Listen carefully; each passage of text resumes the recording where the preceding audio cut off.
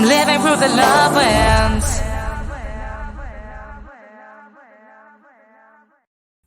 Good afternoon, good evening, good morning, wherever you are in the world, and welcome back to, I believe this is episode number 6 of the Reconnect with Your Teenager podcast with me, your hostess, Emma G. If you are still new to who I am, my story, and why you might be wanting to watch this, I am a New Zealand-born singer-songwriter, expanded to youth empowerment through songwriting worker here in Washington, D.C., where I utilize songwriting and music to help young people recognize the power of their voice, step into their power, overcome their overwhelm, anxiety, and stress, and then, of course, become healthier, happier humans. But I am not in the struggle of helping young people alone. No, my friends.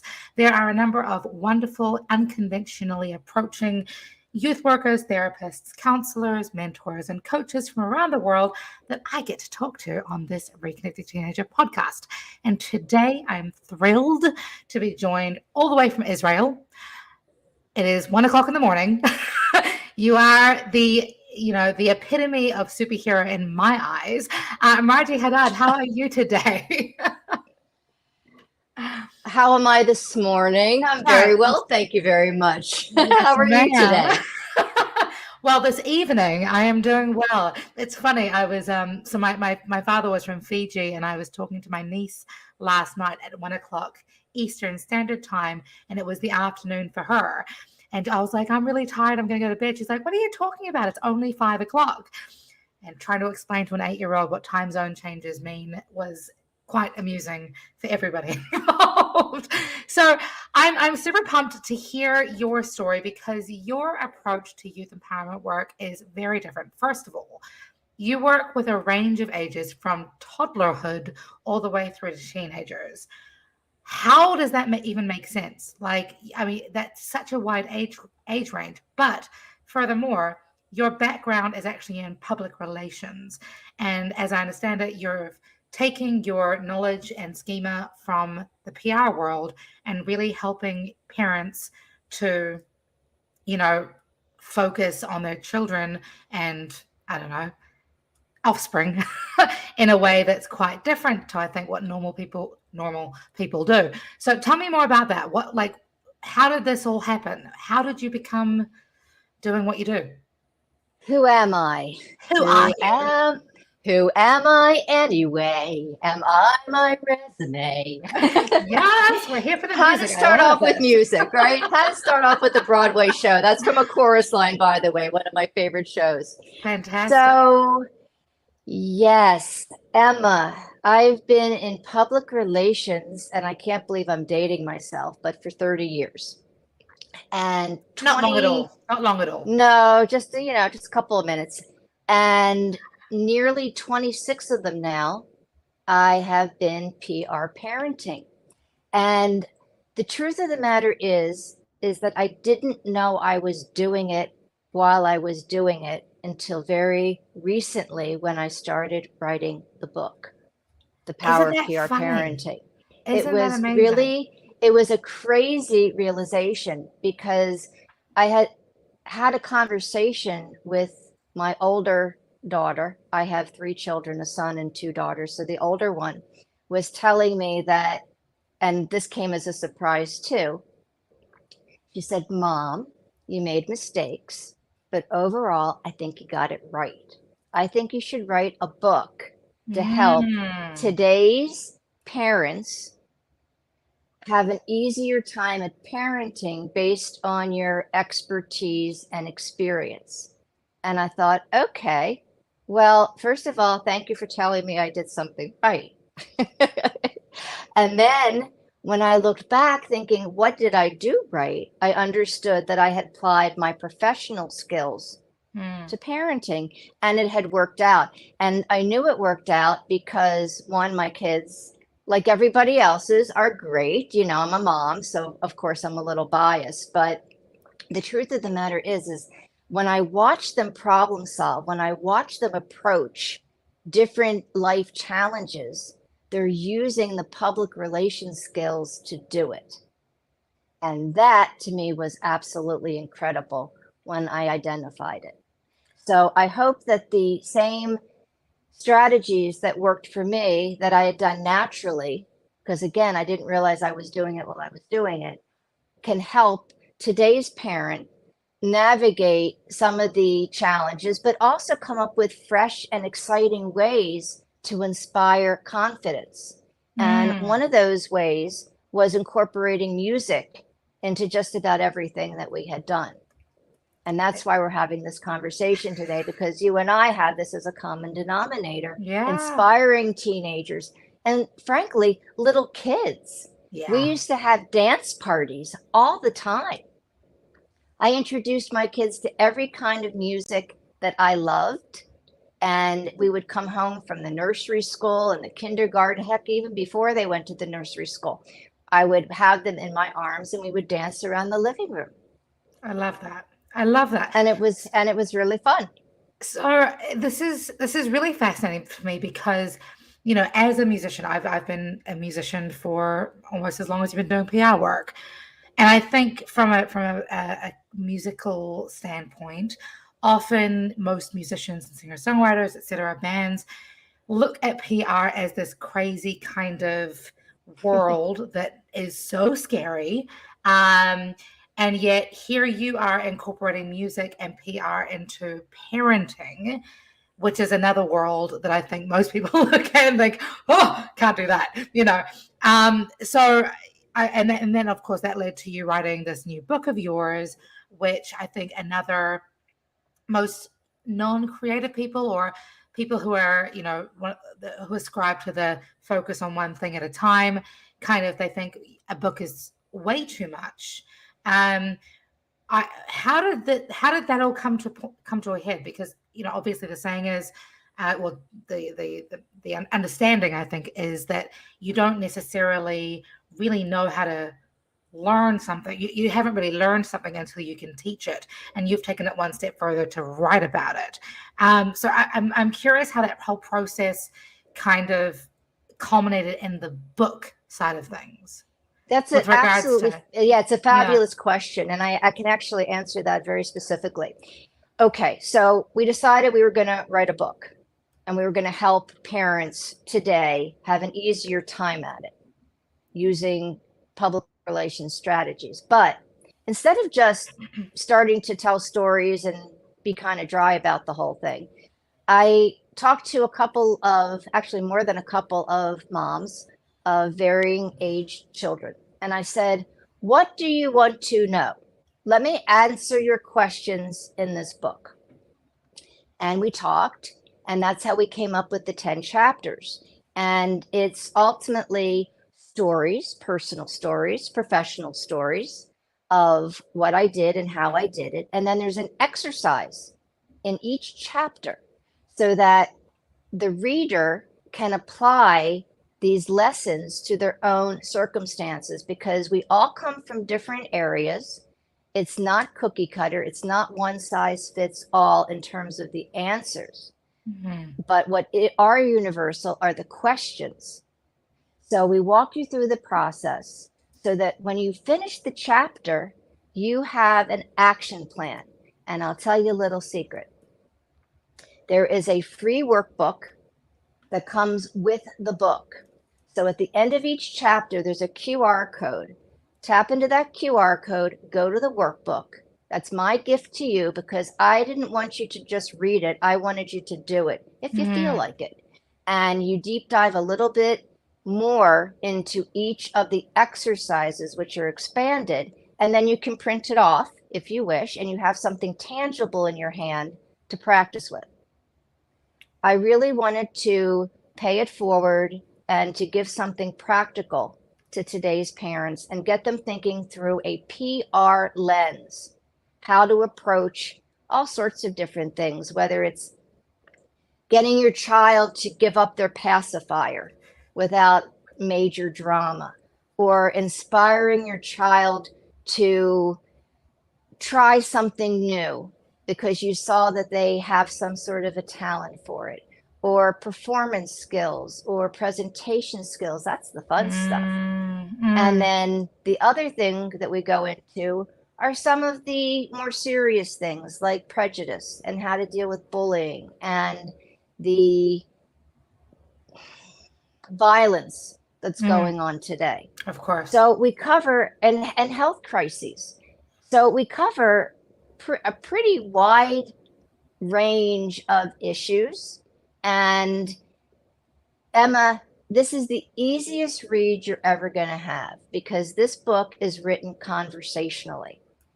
You know, we were talking about having our teas with us right now, and we're going to have a chat for the next couple of minutes, right? Yeah. That's what this book reads like. It's Awesome. you and me, and we're having a chat, and I'm telling you what I know.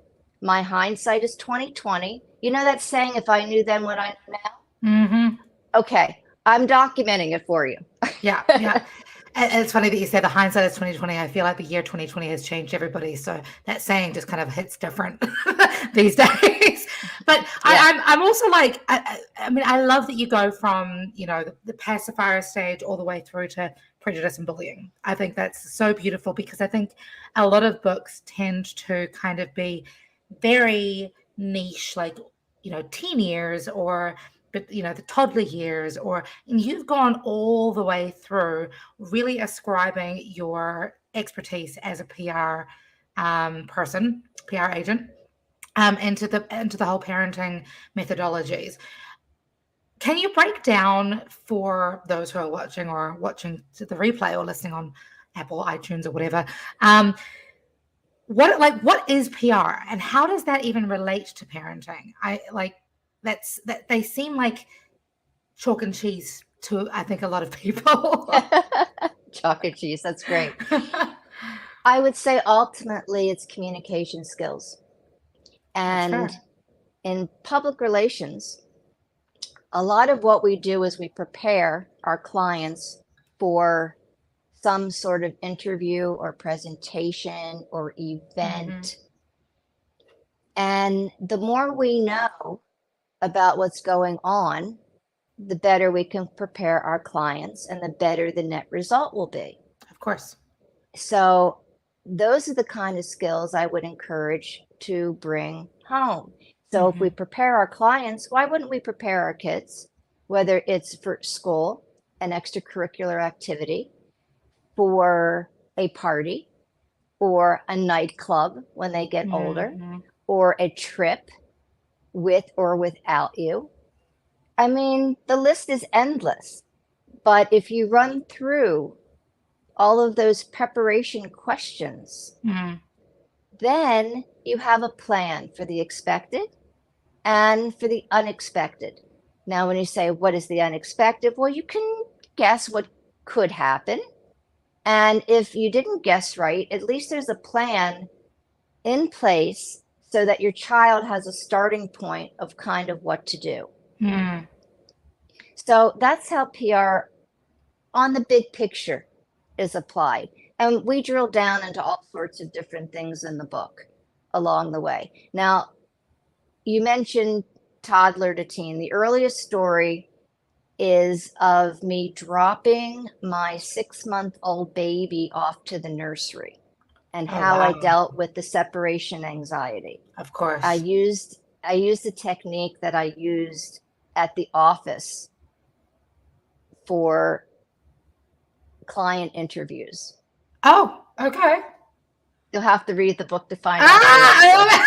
She's like, wait, there's more. But you're going to have to. There's absolutely more. I love it.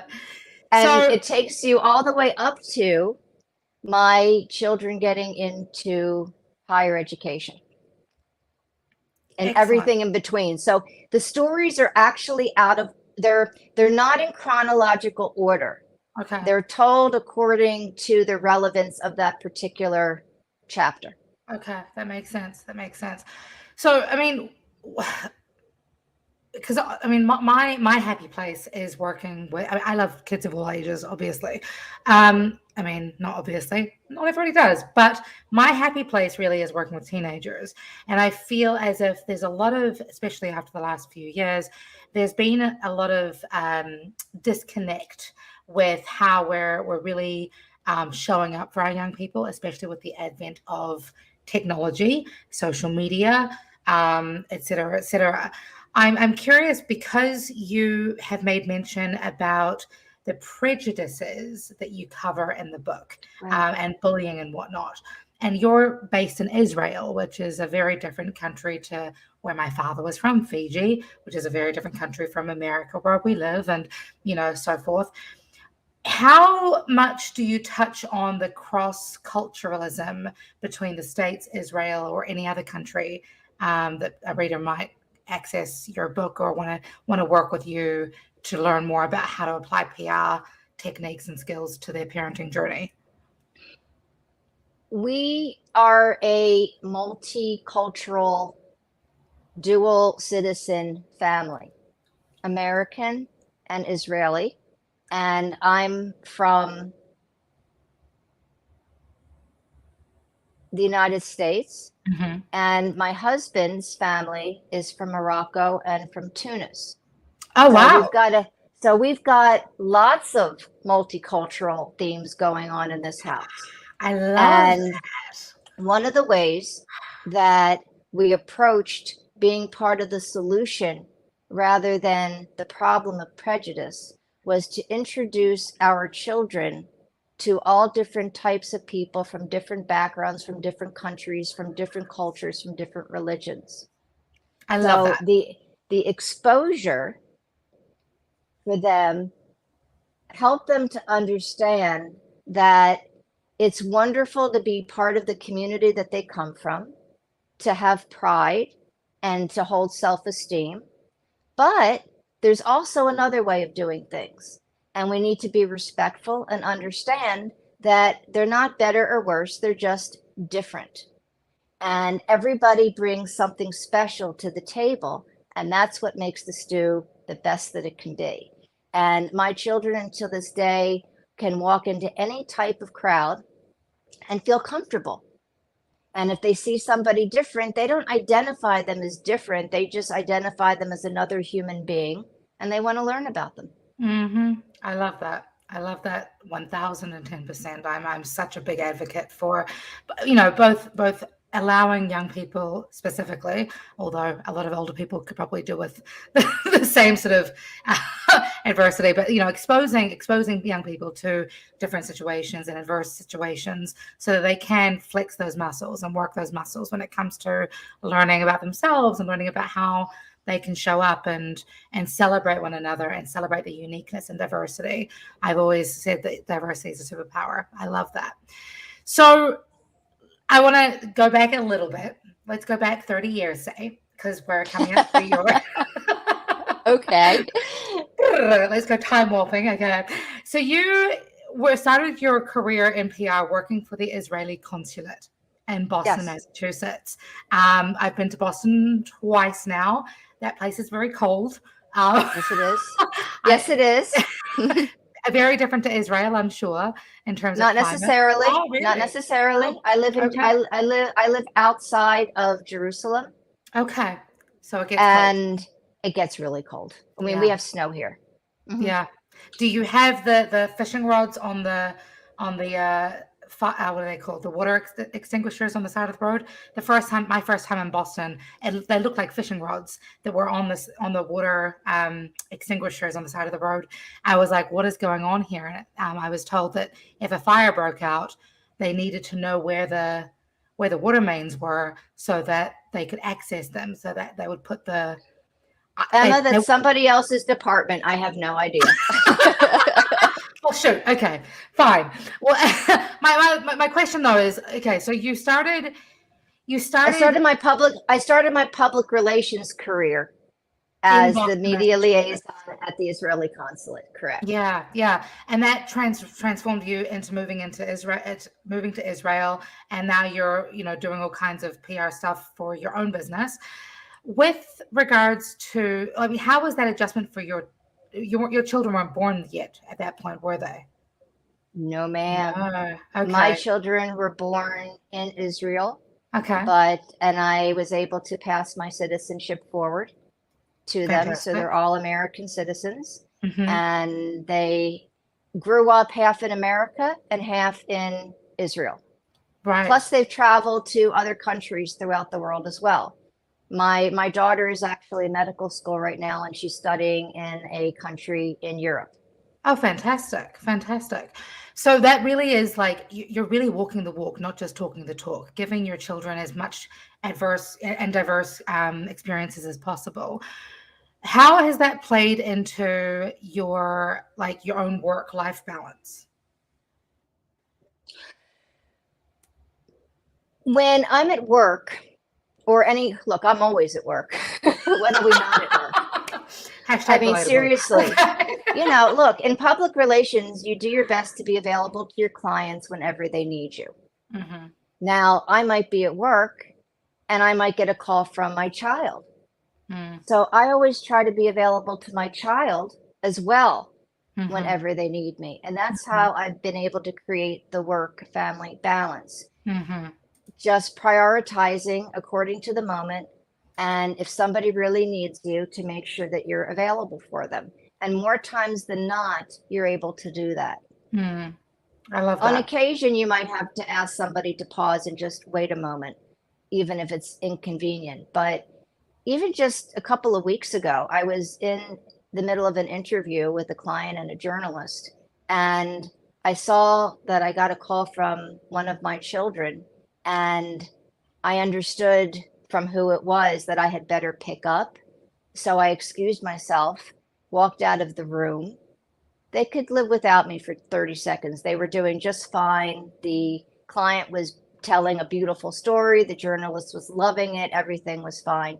So I went and I prioritized my child, listened to what was going on for about 5 minutes or more because it was necessary. There was a true crisis involved, Hmm. and put the fire out. And then I went back to the interview.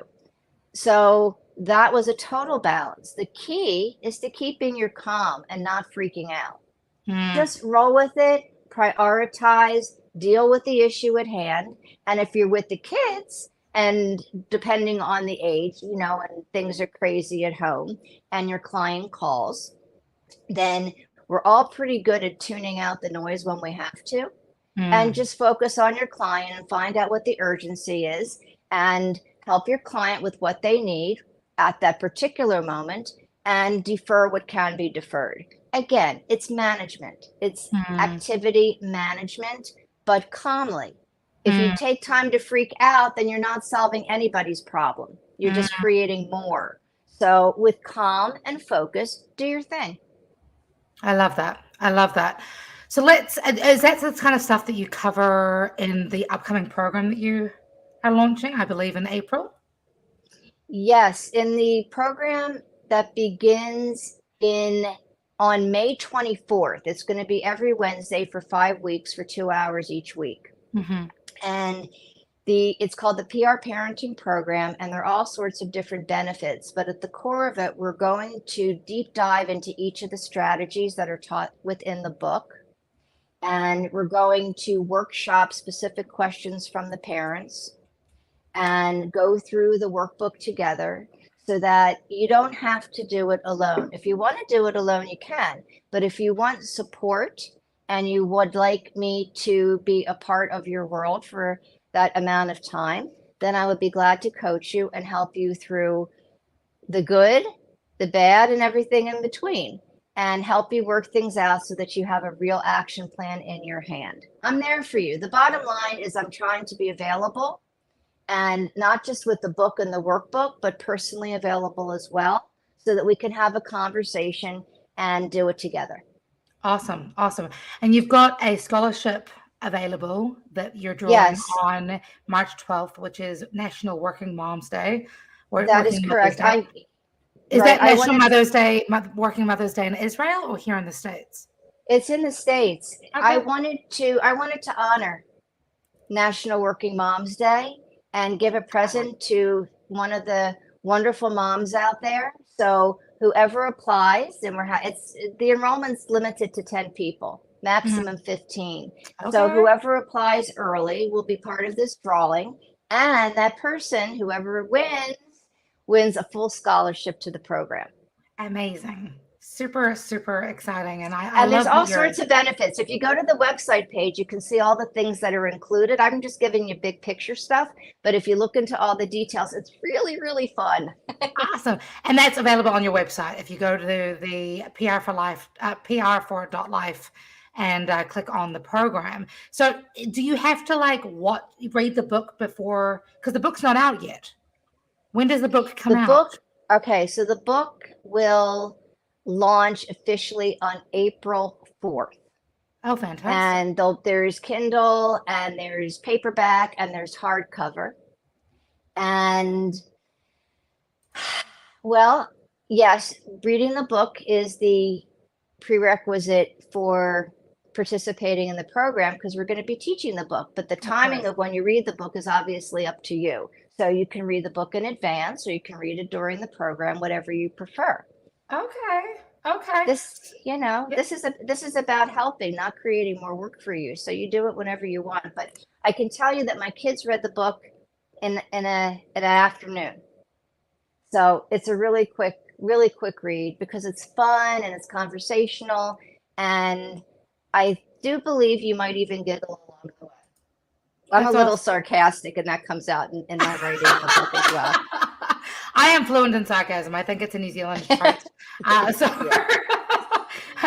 of the central themes, Emma, is to keep your sense of humor. And we're going to keep our sense of humor through the program and through the book and through the workbook, and then we can get through anything. I love it. So with this program, are you, again, because you're starting the book, you cover everything from, infancy to teenagehood. Is this program going to be recorded? Do people how will you be facilitating the program so that people can really make sure that it serves them throughout their life and parenting journey? So whoever joins the program, this 5-week program, okay, it's going to be recorded on Zoom, and I will be sharing the Zoom playbacks for whoever is part of the program, and they'll have access to that for a matter of months, as well as access to a private PR parenting community and all the coaching and specific drill downs and some other really cool gifts and community support. And it's going to be a really, really fun, enriching experience where you're going to come away with a whole new way of thinking of things, not just from the book, but also from the direct communication with me and from the other people in the group. I love that. One of my favorite sayings, just kind of segue a little bit, is the what is it? I think it's from a Malcolm Gladwell book. On just discussing what your why is, and making sure that you lead with your why at all times. And one of the things that you and I have talked about outside of this specific conversation here is that one of your philosophies is really around, if you can help, you should help. Right. Who was helping you as you were navigating this, your PR work, parenting work? Or was it just something that kind of organically grew from your 30 years experience in the PR world? Yes. Well, cheers to that. Okay. Look, it's a short answer because I didn't realize I was doing it while I was doing it. When my children would have some sort of medical issue, I drew from my crisis management experience in order to deal with it. When my children were prepping for a school play or for their bar mitzvahs, and frankly speaking, with the bar mitzvah and the bat mitzvah, and anybody can do this with any of their religious activities. It's not limited to Jewish religion, it's any religion. Mm-hmm. There's always some version of a speech, some version of a party. So the speech, that's writing and grammar and presentation. And with the practice, we learn that there's no such thing as the perfect first draft. We know that in public relations. Right. We get a first draft and then 75 people have to look at it until it gets approved. Right. So how is it anything different with a speech that your child has to give at a religious event or at school or wherever? Mm-hmm. Maybe they're giving the keynote speech at their graduation. Yeah. First draft, guess what? No such thing as the perfect first draft. And the earlier you learn that, the easier it is for somebody to come in and edit you. Because you're just waiting to find out not what's wrong, but what can make it better. That's the perspective. Okay. I love that. Like you've just, it's I feel as if you're how do I put this? I feel as if there's a lot of emotion that goes behind parenting, obviously. Behind every relationship building, Right. relationshiping, whatever. Right. There's a lot of emotion that goes into it. And I feel as if your approach is really taking your foot off the gas pedal of emotion and really just cognitively reframing a whole bunch of tricky spots or sticky spots that people tend to find themselves in, and just allowing people permission to A, make mistakes, B, learn from them, and recognize that they're growth points as opposed to just pain points. I love that entire narrative that you're speaking on, and I'm so excited for your book, which is already number one in 3 different categories. Is that right?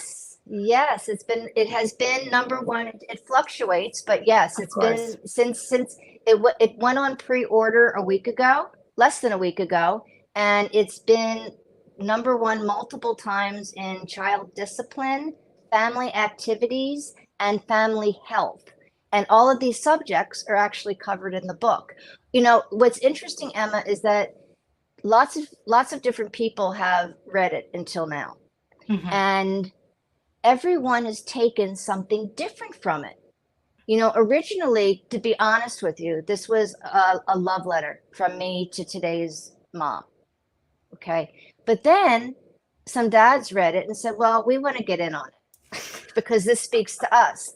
And then some grandparents read it, grandparent age people. Of course. And they said, well, this is a great way. We never really thought of that. So we want to get on it.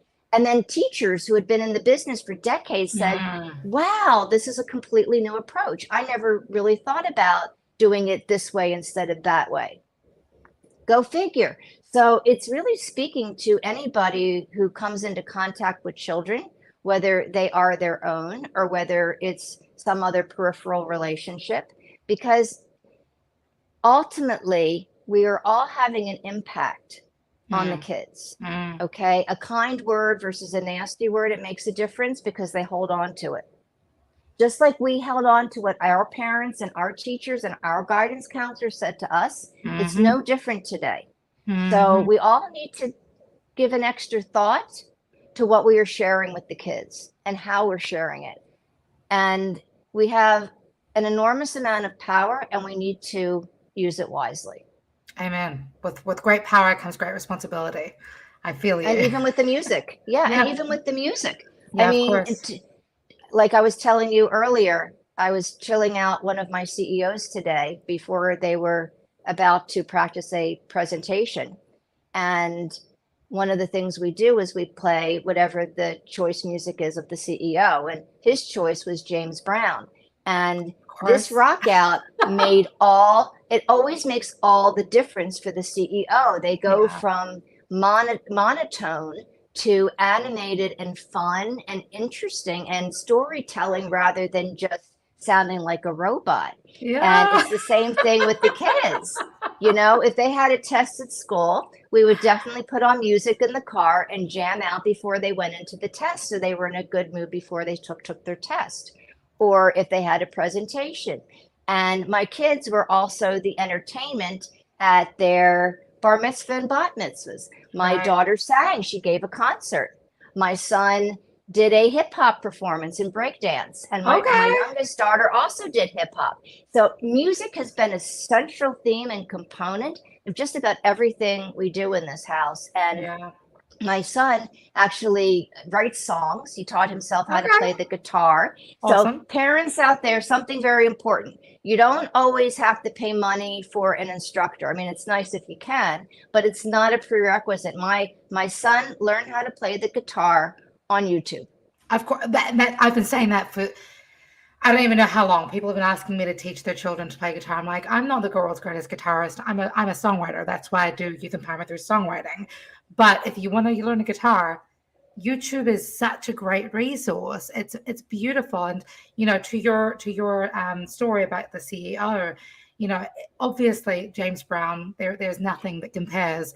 But Yes. but music does such a beautiful thing to our, on a chemical level, to our brains, to our mental health, to our emotional stability, especially when I'm being biased here, I realize, but when you can not just turn to someone else's music, but also turn to your own music and be like, yes, this is how I'm feeling.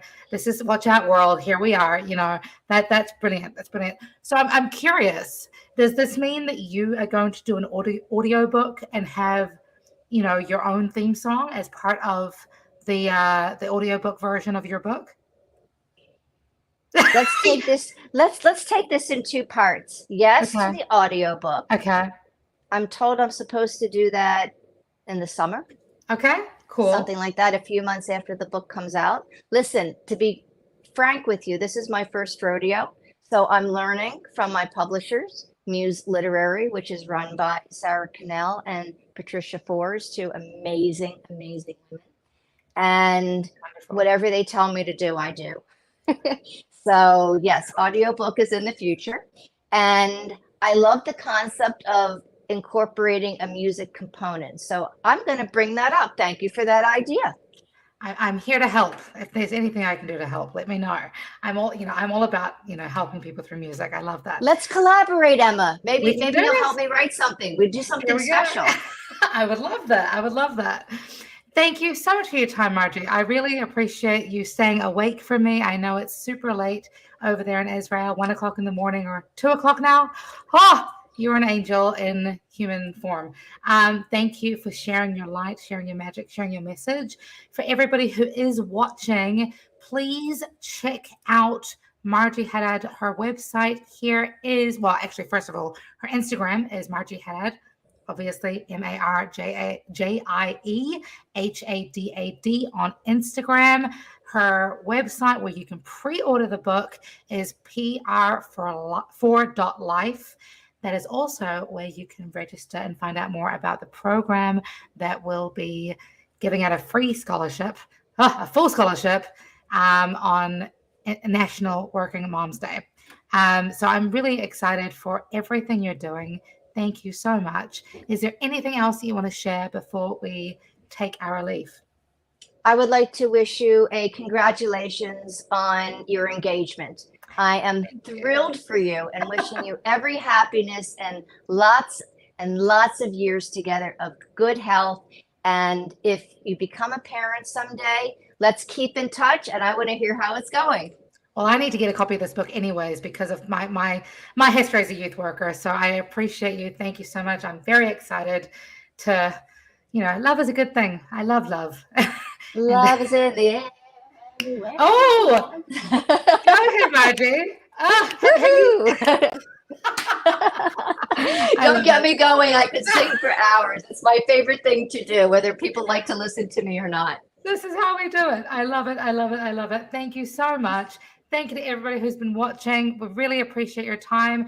Thank you so much to Jar Logic from the iRant Network, who is helping me to produce this. You guys are amazing. Stay awesome. Keep smiling. Spread love like it's going out of fashion. Don't forget to, brush your teeth on a daily basis. And we'll see you next week here at the Reconnect Your Teenager podcast with me, Emma G, and our next guest. But thank you so much to Marjie Hadad. Happy days. Pleasure.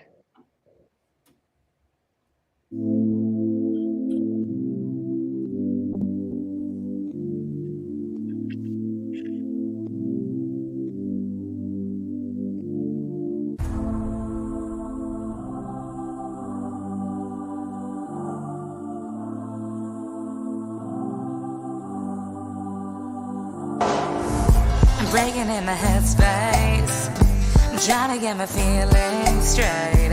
I've overthought my mistakes, I turn water to wine, so hard to stay sober. I'm damaged and I'm love stoned, so hard to remain in control. Rewriting what I thought I'd know, and I'm drinking it in, but the lesson ain't over. And I can almost pinpoint where we went wrong. I'm not about the sad songs, the foundation said I'm good to go. No matter what I've come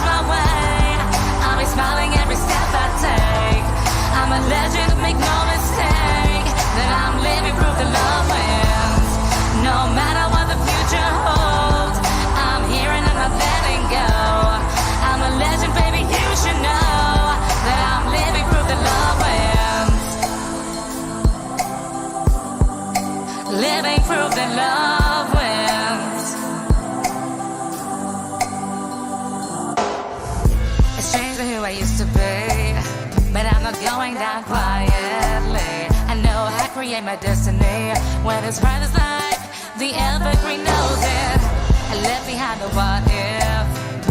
I broke up with the negative.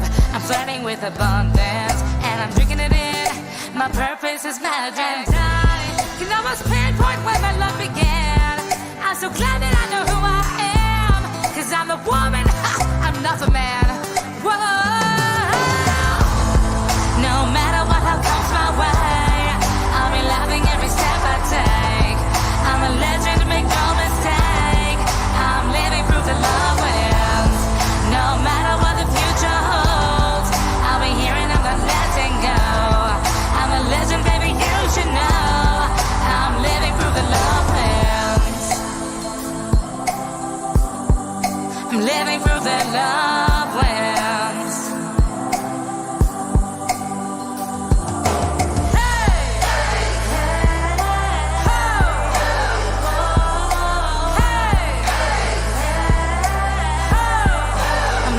The love wins.